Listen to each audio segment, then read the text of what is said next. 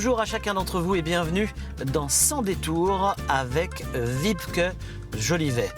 Wiebke, c'est pas un prénom du bocage, hein. Wiebke est allemande et elle est professeure d'histoire-géographie au lycée de Lattre de Tassigny à La Roche-sur-Yon. Mais Wiebke est, comme disent ses enfants, workaholic. Ça veut dire bourreau de travail. Donc elle est aussi propriétaire d'un camping à Saint-Jean-de-Mont. Et surtout, elle se ressource en faisant de l'équitation. C'est une femme, vous allez voir, de caractère, et vous allez découvrir aussi que c'est une personnalité enracinée et très engagée dans la transmission de valeurs. Ah, ça vous intrigue, hein? Moi aussi, ça m'a intrigué quand je l'ai découvert. Et donc, du coup, j'ai envie d'en savoir plus avec elle. On va voir, puisqu'elle est enracinée, jusqu'où vont ses racines vendéennes cette fois-ci, puisque nous allons aller de Compiègne à la bourrine du Bois-Jucou.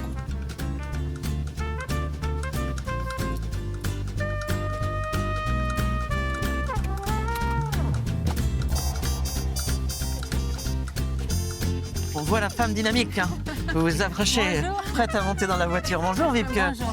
Comment allez-vous? Comment s'organise une journée type d'une femme qui est professeure d'allemand le matin, propriétaire d'un camping l'après-midi?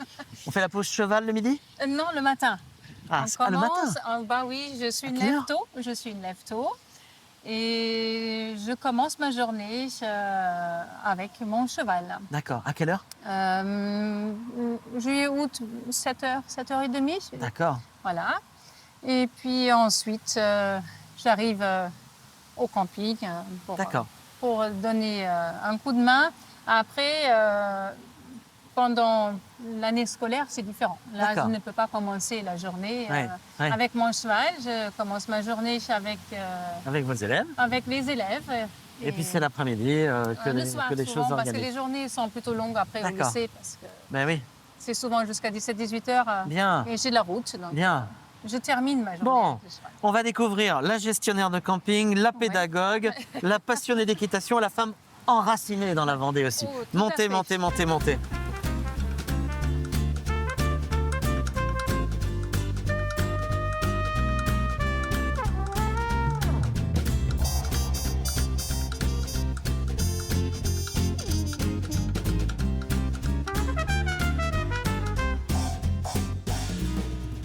Hop. Alors d'abord, depuis combien de temps vous êtes en France? Depuis le 3 janvier 2000. D'accord. Je suis arrivée... 25 ans. Oui, c'est ça, tout à fait. Donc, je suis arrivée d'abord à Cholet. Oui. Donc, parce que j'étais enceinte de mon deuxième fils et je souhaitais accoucher à l'hôpital de Cholet où ma belle-mère travaillait à l'époque. D'accord. Voilà. Et puis ensuite, en Vendée, nous sommes arrivés début avril 2000, quand notre fils avait une semaine. Est-ce que vous vous êtes senti déraciné en quittant l'Allemagne? En quittant l'Allemagne, je savais que je n'y allais pas retourner.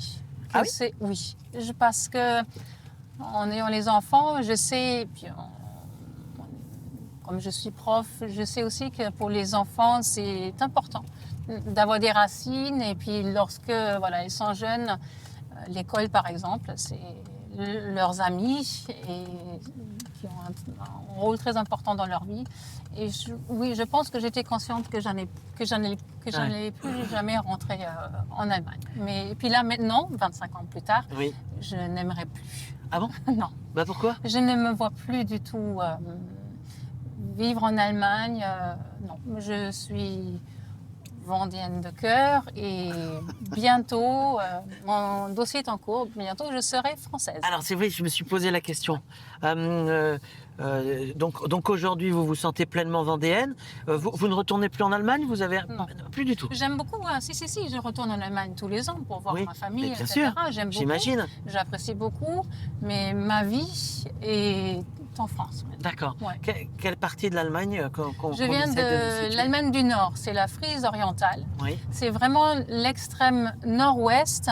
C'est une presqu'île avec des îles d'ailleurs. Au bord de l'eau? Au bord de l'eau, voilà. C'est vraiment à 30 km. Donc ma ville est à 30 km de la mer du Nord. Est-ce que le fait d'avoir une mentalité allemande, une éducation allemande, d'être le produit d'une histoire allemande influe sur la manière dont vous partagez l'histoire de France aux jeunes? Oui, je pense. Ma génération, on a porté, ou j'ai le sentiment d'avoir porté un poids très lourd sur le dos. Oui. Voilà, est-ce que c'était encore nous les responsables? On parle de la Évidemment, non. Seconde Guerre Voilà, mondiale. oui, de la Seconde Guerre mondiale. Et lors des voyages scolaires, par exemple, lorsque moi j'étais au lycée, chaque voyage scolaire était toujours lié à une visite d'un camp. Voilà, et puis on était toujours confrontés, et ce qui est bien, je veux dire, je ne regrette pas du tout, même si j'ai jamais fait visiter un camp à mes enfants parce que j'ai trouvé ça très difficile. Oui.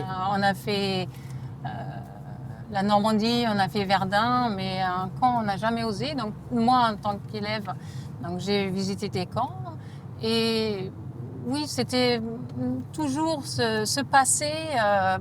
C'est un poids. Lourd, oui. C'est Tout à un fait. vrai Oui, poids. je trouve Même aujourd'hui encore, vous trouvez non, que c'est un plus poids? aujourd'hui, parce que je ne sais pas, oui, c'est drôle d'ailleurs. Pourquoi plus aujourd'hui? Est-ce que parce que je sais que je ne suis pas responsable. C'est peut-être ça aussi. On sait, lorsqu'on était jeune, bien évidemment, on s'est posé la question, qu'est-ce qu'ils ont fait les grands-parents? Parce que mes parents sont nés pendant, voire juste une année après la guerre, donc ils étaient pour rien non plus. Oui. Puis on se pose quand même beaucoup de questions, sauf qu'on n'osait pas forcément poser les questions. En famille, on ne verbalisait pas ça? Non, c'était pas très c'est après que que j'ai su. Vous êtes professeur d'allemand et vous êtes gérante d'un camping. Oui. On accueille aussi beaucoup d'Allemands. Vous accueillez forcément aussi beaucoup d'Allemands. Vos enfants disent que vous êtes workaholic. Workaholic. Donc, c'est comme alcoolique, mais le travail, work. Donc, workaholic. C'est-à-dire que le travail, c'est l'activité, en tout cas, être toujours en activité. C'est que nous sommes très actifs, mon mari et moi-même. Donc, oui, on travaille beaucoup, on ne voit pas les heures passer. Quelle satisfaction on a quand on est gérante d'un camping? Qu'est-ce que ça vous apporte? En quoi ça vous rend heureux? Pourquoi ça me rend heureux? C'est de savoir que nos clients ont passé un bon séjour. Je pense que nous, on a tous hâte. Les vacances ont quand même une place très importante dans notre vie. C'est-à-dire, lorsqu'on travaille, on compte parfois les semaines. Moi aussi, c'est le bout du tunnel parfois quand on travaille. Oui. Et puis pour moi, bien évidemment, ce qui me tient à cœur, c'est que le client qui arrive, qu'il passe un bon séjour et qu'il rentre à la maison les batteries rechargées et avec des bons souvenirs. Oui. Je pense que c'est ça le but. Et nous sommes une toute petite structure, donc on est passé de 63 à 40 emplacements, logements. Et nos clients ne sont pas des numéros. Et on ne les traite pas comme des numéros. Et ils reviennent. On a beaucoup de clients qui reviennent. On a même ce week-end une cliente qui vient depuis 1983, c'est-à-dire depuis que le camping existe, bien avant nous. Ouais. On donne le nom du camping? C'est le Camping Resort La Forêt. Camping Resort La Forêt. Tout à fait. Jamais, même si vous êtes en les Vendée. villas du Bois Marin, donc on a des villas avec spa individuel. Oui, c'est un camping de luxe? Oui, j'aime pas ce terme camping de luxe, même si on travaille avec une plateforme qui s'appelle Camping Luxe. Oui. Mais parce qu'après, un camping et le luxe, c'est pas le Ritz. Oui, j'imagine. C'est ça. Et puis lorsqu'on dit le luxe, on s'attend peut-être aux prestations du Ritz. Donc c'est on va dire un camping haut de gamme. Un camping. Je dirais ça. Donc voilà, qui se différencie, qui est vraiment différent des autres campings, parce que nous avons vraiment des produits de haut de gamme.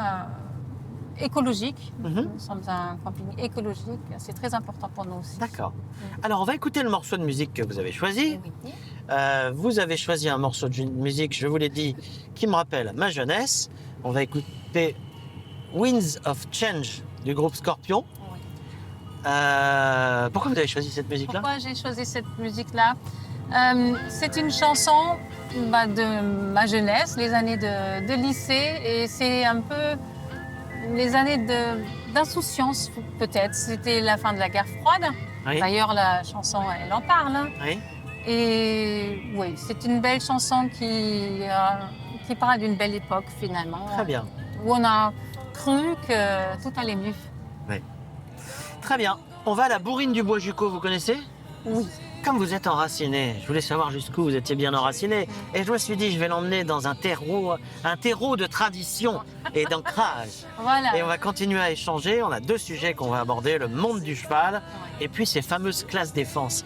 J'aimerais bien que vous me parliez de ce rapport que vous avez au pays, à la patrie, etc. D'accord? Avec Allez, on plaisir. écoute.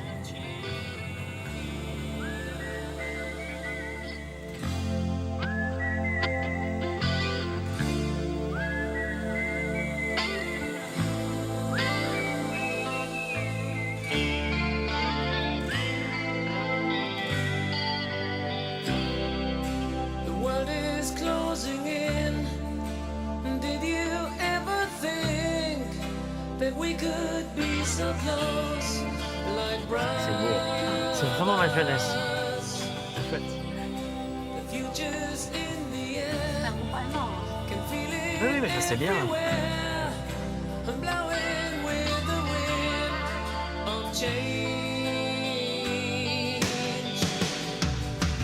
Take me to the magic of the moment on a glory night, where the children of tomorrow dream away in the wind of change.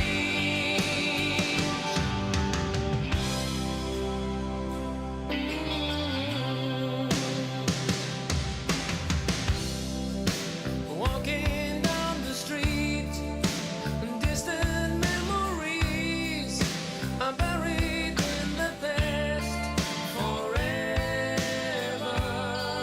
Alors, bienvenue à la Bourrine du Bois-Jucot. C'est beau. Oui. Vous c'est connaissiez magnifique. pas en fait. Non, celle-ci, je la connais pas. Mais vous n'avez pas eu le temps de tourner en fait en Vendée sur tous les sites touristiques. Non, avez parce pas le que temps, vous avez pas le voilà, temps. lorsque le camping est ouvert oui. et les sites sont ouverts, bah, nous on bouge pas forcément. Donc, D'accord. Et Puis là, c'est pas tout près de Saint-Jean-de-Mont.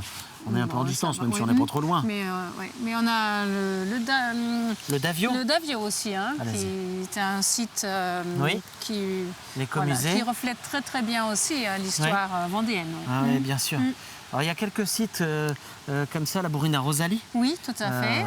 Vers aussi. Salertaine. à Salertaine, tout ça est absolument charmant.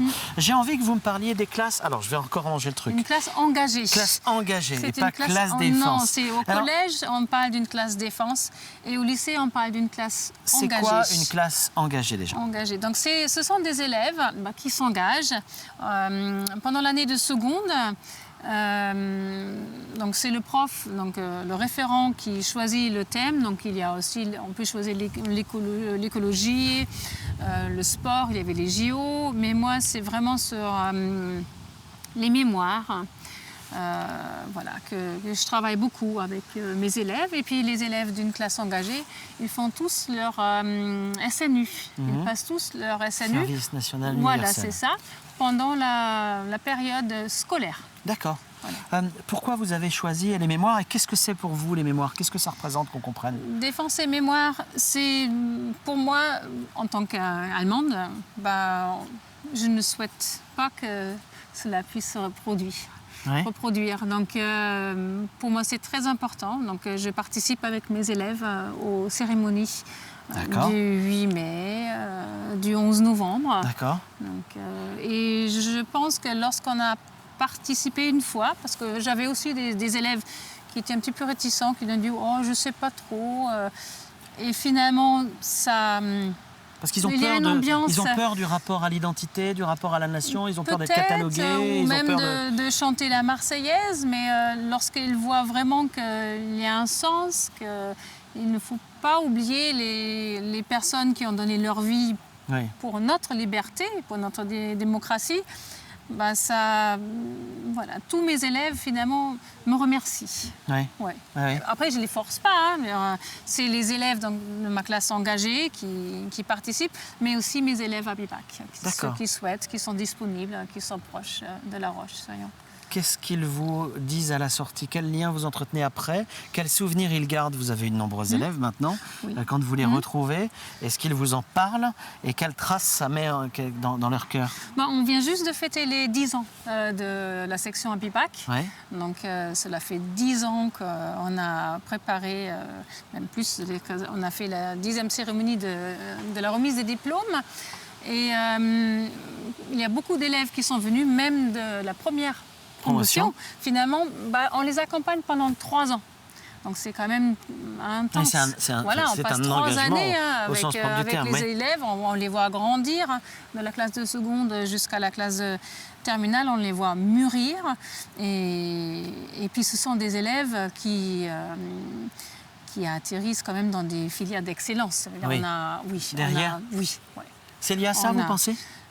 Ça y participe en tout cas. Ça participe en tout cas, certainement. Ouais. Oui. Et puis sur Parcoursup aussi, pour les écoles, pour certaines écoles, c'est pas demandé, mais c'est un vrai plus. Et vous, ça vous apporte quoi? Moi, ça m'apporte. Moi, j'adore aller au lycée. C'est-à-dire que moi, j'ai fait partie des professeurs qui vont à l'école sans boule au ventre.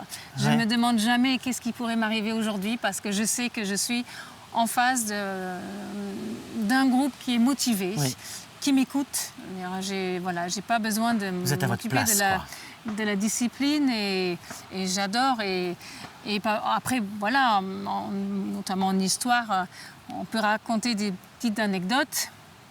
Et c'était très mignon parce qu'une année, il y a une élève qui m'a dit « Madame, le prochain chapitre, cette période-là, vous l'avez vécu parce qu'on adore vos anecdotes. » D'accord.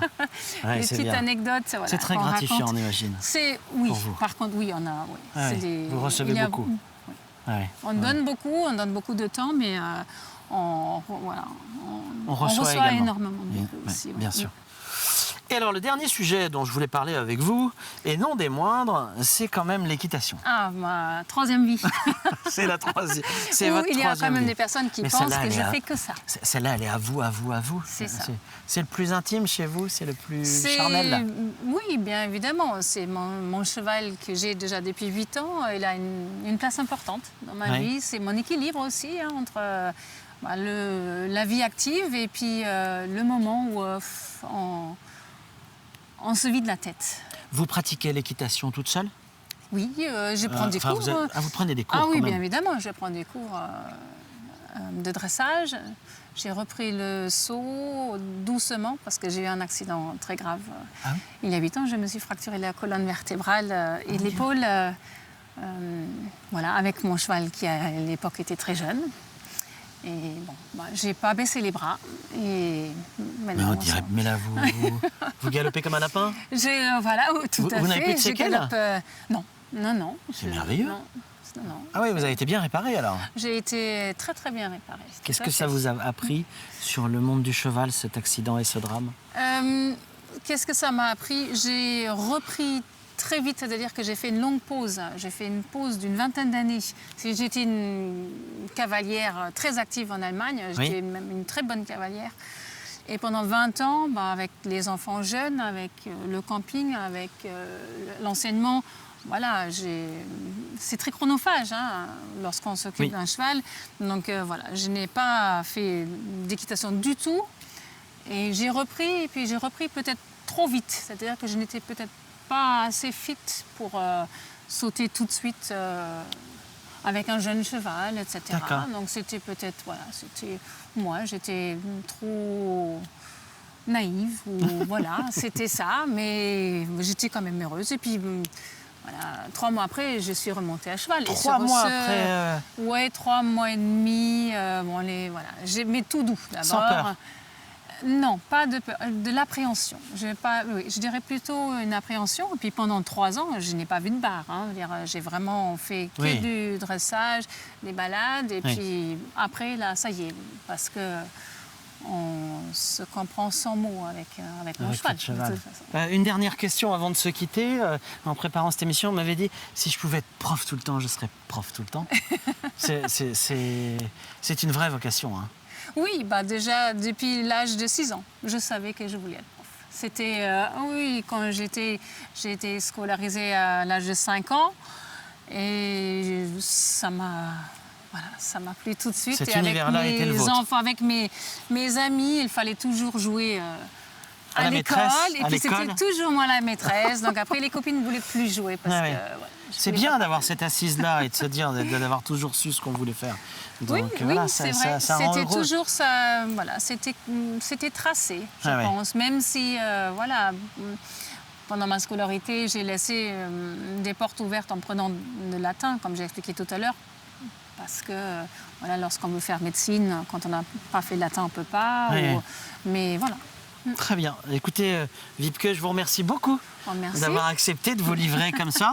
Avec grand plaisir. On va remercier la bourrine du Bois-Jucot de nous avoir accueillis. Venez à Saint-Hilaire-de-Riez visiter cette bourrine à l'ancienne. C'est absolument somptueux. C'est une très belle découverte. C'est une très belle surprise. À la semaine prochaine. Salut.